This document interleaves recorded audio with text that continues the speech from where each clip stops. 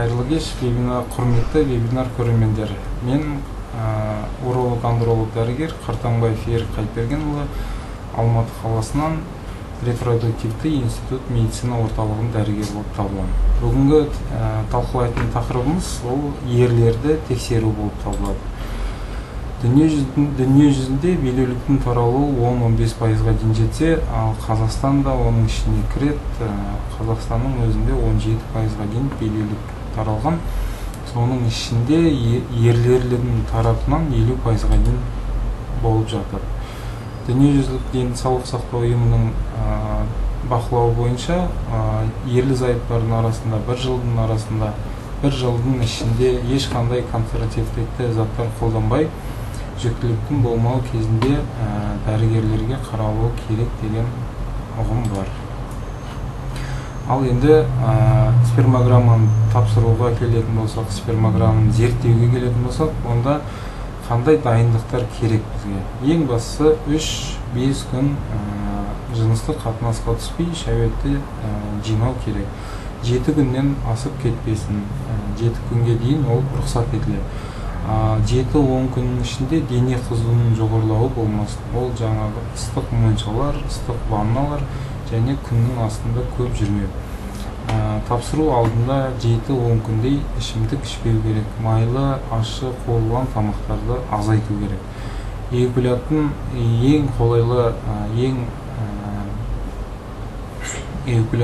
қолайлы және ең тиімді әдісі ол өзіндік мастурбация болып табылады.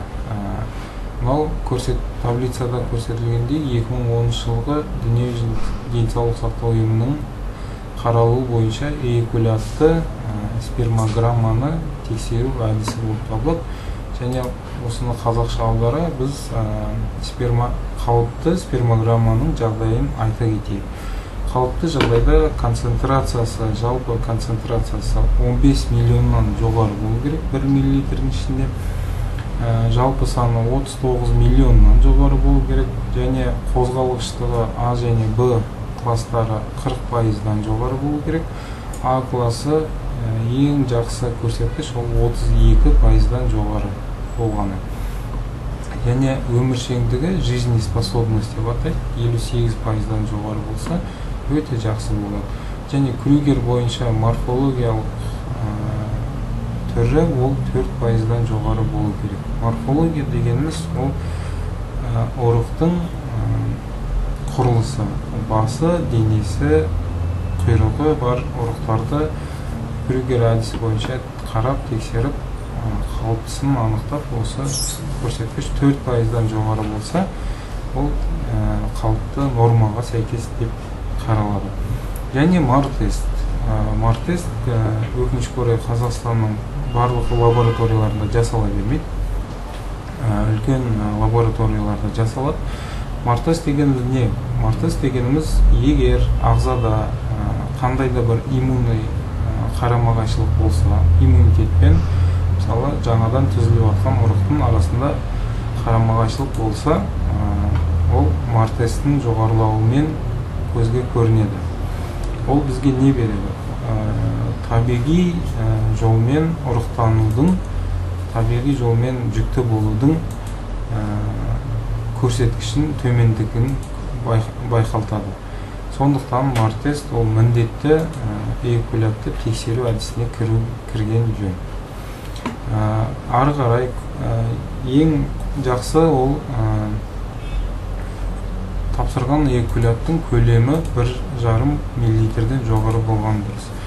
Және сұйылу уақыты 60 минутқа дейінгі уақыт болған дұрыс.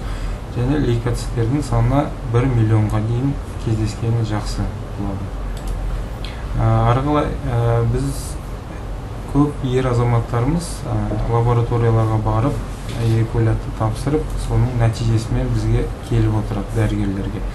Сол кезде осындай шешім жазып жібереді. Заключение, қорытынды жазып жібереді. Олигозооспермия дегеніміз шәуеттегі сперматозоидтардың санының азаюы болып табылса, астенозооспермия дегеніміз сперматозоидтардың қозғалуын нашарлауы мен аздығын көрсетеді. Ал тератозооспермия деген жаңағы айтып кеткендей морфологиялық қауіпті түрлерінің азайып кетуіне байланысты жазылады.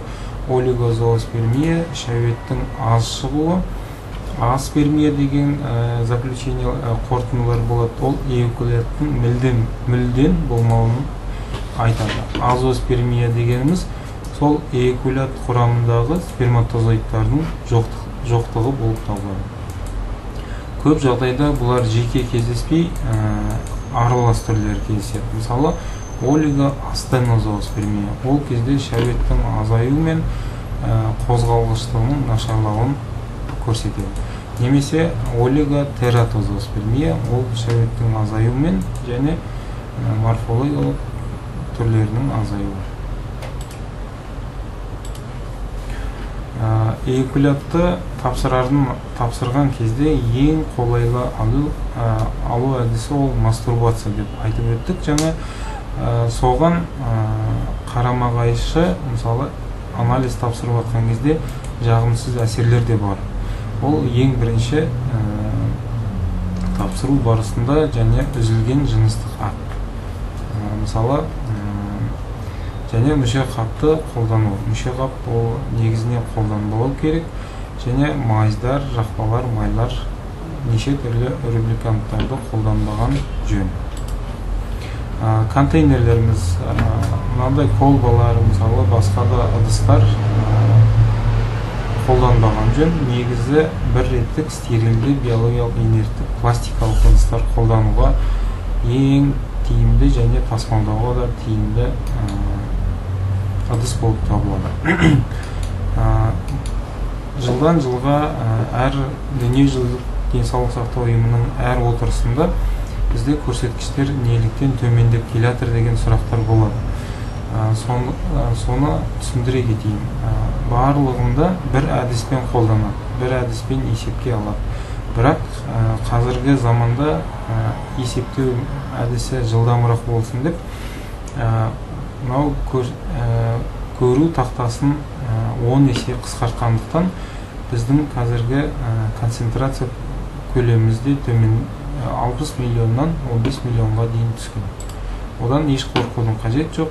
Және қозғалысты зерттеу барысында А және Б кластары, А, Б, С кластарының қозғалыстары болса, Д кластары қозғалмайтын түрлерін анықтайды. А және Б класының қосылуы 40%-дан жоғары деп айттым, және А класы 25%-бен 32%-дан жоғары болса, ол өте жақсы көрсеткіштер болып табылады. Эякуляттағы лейкоциттердің анықталуы ол 1 миллионға дейін, қалыпты жағдайда 1 миллионға дейін нормада болса, ең әдемі, ең жақсы көрсеткіш ол 180 мың лейкоциттер шықса, ал 540 мыңнан және 360 мыңнан жоғары лейкоциттер шықса, біз ары қарай ойлану керекпіз. Неліктен эякулятта лейкоциттер шығып жатыр? Не тексеру керекпіз? Қандай бағытта жұмыс істеу керекпіз? Соны анықтау керекпіз. Осы лейкоцитоспермия кезінде жыныстық мүшенің ұрық шығу жолдарының бездерін, визикула, простата және аталық без, қосалқы бездің барлығын тексерген жөн. Сол кезде ең бірінші ома ағзаларының УЗИ-ін жасап, ома ағзаларында ешқандай өзгерістер бар ма, жоқ па, соны анықтағанымыз жөн. Ол мысалға варикоцеле, кисталар және қабыну процестері болуы мүмкін. Сондықтан эякуляттың биохимиялық көрсеткіштеріне келетін болсақ, егер өзгерістер биохимиялық көрсеткіштерінде цинк, лимон қышқылы, фосфатаза қышқылы кездесіп жатса, онда қолғасты безінің функциясының өзгеріске ұшырауын анықтайды. Ал фруктоза, простагландиндер кездесіп жатса, ұрық көпіршіктерінің функциясының нашарлауын көрсетеді. Ұрық көпіршіктер дегеніміз ол визикулалар. Ал альфа-гликозидаза және L-карнитин болса, аталық бездің қосалқы функциясының нашарлауын көрсетеді. Салыстырмалы бедеулік дегеніміз ол клиникалық диагнозға жатпайды. Бұл бұл тек қана клиникалық диагноз. Ал әрқандай әртүрлі көрсеткіштермен келіп жатқан ер азаматтарымызға айтарым, қандай да бір көрсеткіштермен келсеңіз, ұрық шығып, олар қозғалыста болса, ол көрсеткіштермен жүкті болуға мүмкіндік бар. Мүмкіндік азайғанмен, бірақ мүмкіндік болады әрқашанда. Оны естен шығармау қажет. Кейбір жерлерде лабораторияларда азоспермия деп жазып жібере салады, оны ер азаматтарымызға түсіндірмейді. Содан кейін бізде үлкен қиындықтар туып жатады. Ал оны тереңірек келіп зерттеп келгенде біз ұрықтың барын анықтап жатамыз. Сондықтан көп термин бұл клиникалық диагнозбен күнделікті өмірді шатастыруға болмайды. Салыстырмалы және абсолюттік ерлер бедеулігіне келетін болсақ, ол мысалы 100 миллион ұрықтың 22% қозғалмалы болған жағдайда да жүкті болуға болады. 4 миллион шығып, оның 67% қозғалмалы болса да жүкті болуға болады. 28 миллион шығып, оның 54% қозғалмалы болып, 3% морфологиялық жақсы ұрықтар кездескенде де жүктілік кездестіріп жатады. Және де жаңағы мартест айтып отырмын ғой, 50%-ға дейін норма болса, бізде клиникамызда 100%-лық мартестпен келіп, өздігінен жүктілік пайда болған кездерде байқалады. Және де азоспермияның оның нақтысын анықтау керек. Азоспермия ол ұрық жолдарының бітелуімен және бітелуінсіз жүретін диагноз болып табылады. Оның азоспермия қойылғаннан кейін оны нақты анықтаған жөн. Ол қай түріне жататын, қай түрін анықтап алғаннан кейін ұрық жолының бітелуі немесе бітелмеуі деп айтқандай, бітелуі болса, онда хирургиялық жолмен сол ұрық шығу жолдарын қалпына келтіру әдісін қолдануға болады. Ал егер бітелмеген жол болса, онда тереңірек зерттеп, қандай себептен, генетикалық себеп па, гормоналдық себеп па, қандай себебін анықтап, ары қарай экоға дайындалған жөн. Аспермия деген көп диагноздар келіп жатады бізге. Аспермия дегеніміз ол айтып кеткендей шәуеттің мүлдем болмауы. Ондай диагнозды қою үшін жаңағы мастурбация әдісінде бір капля сұйықтық шықпаған кезде, сол кезде аспермия деп аталады. Бұл кезде ер адамдар оргазмды сезеді, бірақ ешқандай сұйықтық бөлінбейді. Ол кезде шынайы аспермия деп аталады. Бұны тексеру барысында мастурбациядан кейінгі, жаңағы оргазмнан кейінгі зәрді тексерген дұрысырақ болады. Кейбір жағдайда некрозооспермия деген диагнозбен келіп жатады. Некрозооспермия дегеніміз бүкіл шығып атқан сперманың еш қайсысы қозғалмайды деген сөз. Бұл кезде біз сол бір зерттеуге қарап, ойбай сізде бүкіл ұрықтар қозғалмайды деген шешім қабылдамаған жөн. Неліктен? Өйткені некрозооспермия деген оның транзиторлық түрі де болады. Сол транзиторлық түрі бар ма жоқ па анықтау үшін бір рет, екі рет немесе үш рет қайтадан анализ тапсырған жөн. Кейбір жағдайда сол қозғалмайтын ұрықтар көп жағдайда қозғалып кетеді. Сол кезде өздігінен жүкті болады немесе жаңағы қосымша репродуктивті әдіске салуға болады. Криптозооспермия деген осы некрозооспермияның бір түрі болып табылады.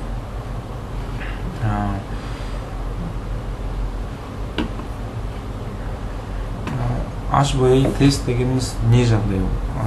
Осы эякулятты ер азаматтардың спермаларын біз HBI тестке салып, қалыпты жағдайда 60%-дан жоғары болса, жүкті болу мүмкіндігінің жоғары екенін анықтап жатамыз. Егер HBI тест қалыптысыз жағдайда болса, нормадан төмен болса, онда ертеңгі қосымша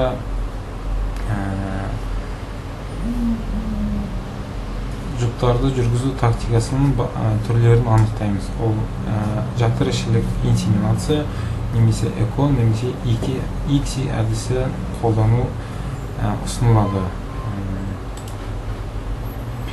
Шәуетті фиш анализ талдау. Сперматозоидтардың хромосомалық зерттеуін жүктілік кезінде, мысалы ерлі зайыптылардың арасында 2, 3, 4, 5 рет жүктілікті тастау, өздігінен жүктілікті тастау кездесіп жатса, внематы, жатырдан тыс жүктіліктер кездесіп жатса, немесе замерша беремес дейді, жүктіліктің қатып қалуы кездесіп жатса, онда хромосомалық зерттеу жасаған дұрыс. Айтып кеткенде, әйелдің үйреншікті жүктілік кезінде, кариотиптің өзгерулері кезінде, және де қосымша ЭКО бағдарламасы да сәтсіз болған кезде де осы сперматозоидты хромосомалық зерттеуге тапсырған жөн. Келесі, бағана айтып кеткендей, ұрықтың шықпауы кезінде, азоспермия кезінде міндетті түрде ома ағзаларын біріншіден пальпация жасап көру керек, екіншіден УЗИ жасап көру керек. УЗИда біз не байқаймыз? УЗИда аталық безден шығатын, қосалқы безге шығатын жолда үлкен киста тәрізді өзгерістер. Бұл осы қалтаға сперматозоидтардың жиналып, без арқылы шықпауын анықтап, осы суретте анықтап отырмыз. Екіншіден, ұрық шығатын жолдарының бітелуіне байланысты қосалқы бездің денесінің ұлғайып кетуі, және де құйрығының ұлғайып кетуі. Бұл дегеніміз ұрықтың шығу жолдарының бітеліп, ұрық шықпай тұрғанын анықтайды. Және де қандай да бір қосымша травма, удар, және де бала кезінде свинка, паротит кезінде иммунный конфликт деген болады. Иммунитеттің қарама-қайшылығы пайда болады. Бағанағы айтып кеткендей, мартесінің жоғарылауы осы жұмыртқадағы кальцинаттардың, майда тастардың пайда болуына себеп болады. Ең маңыздысы және 35-40% жағдайда кездесетін бұл бізде варикоцелия. Варикоцелия кезінде біз көп өзгерістер көреміз. Мысалы, варикоцелия кезінде жаңағы айтып кеткендей иммунды қарама-қайшылық болуы мүмкін. Және де сперматозоидтардың ішіндегі ядросының ДНК-сының нашарлау болуы мүмкін. Және де көрсеткіштердің төмен түсіп кетуі көп жағдайда байқап жатамыз. Олигоастенозооспермия, астенотератозооспермия кезінде бірінші міндетіміз ол ома ағзаларын УЗИға түсіру. Және де азоспермия кезінде простатада еркектің безінде мынандай кальцинаттар пайда болса, бұл да ұрық шығу жолдарын бітеуіне алып келеді. Сондықтан азоспермияны анық-қанығын зерттеп, қандай себептен болғанын анықтап, ары қарай тактиканы содан кейін таңдаған жөн.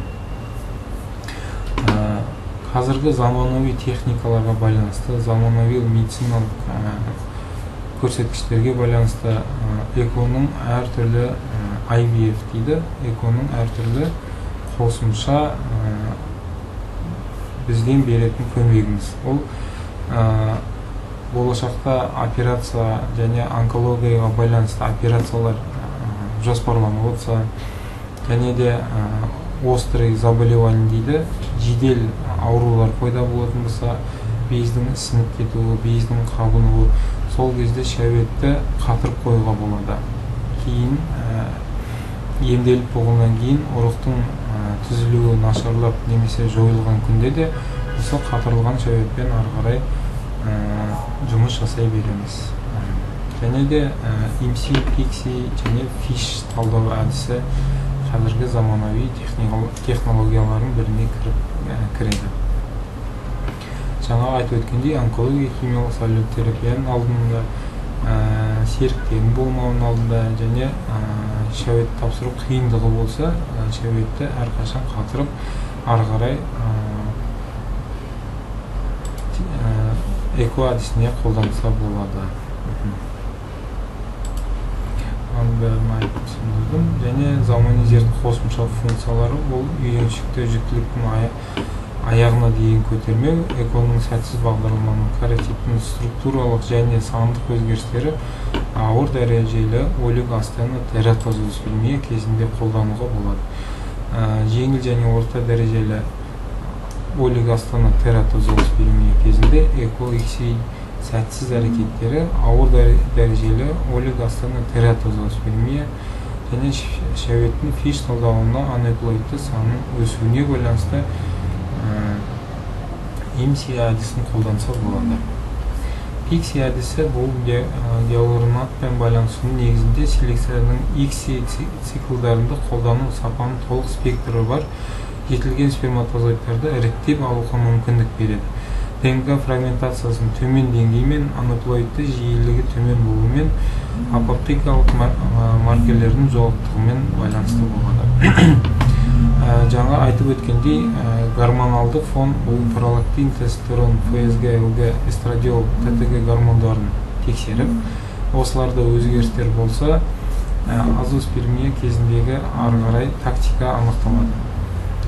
Генетикалық тексерулерге бұл кариотипті және Y хромосоманың азайық локусын анықтау болып табылады.